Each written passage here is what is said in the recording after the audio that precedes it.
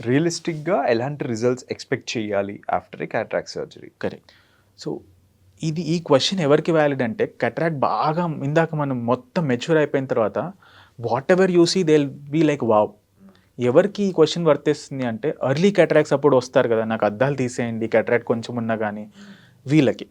So ఇలాంటి వాళ్ళకి చేసినప్పుడు వాట్ సజెషన్ వాళ్ళకి ఏమి ఇస్తామంటే don't expect we're replacing the natural lens. Okay. We can go close to that అంతే. న్యాచురల్ లెన్స్ ఇచ్చినంత కంఫర్ట్ కానీ న్యాచురల్ ఇచ్చినంత క్లారిటీ కానీ ఇస్తుందని అనుకోవద్దు.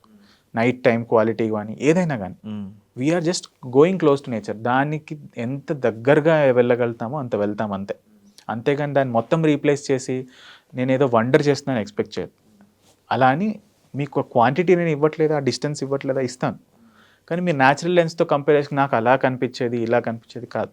మీరు మీ వర్క్స్ చేసుకోవడానికి కంఫర్టబుల్గా ఉండే అంత విజన్ ఇవ్వగలం. కానీ మీరు అలాగే ఆ కంపారిజన్ మోడ్లోకి వెళ్ళిపోయారనుకోండి, you will never be happy.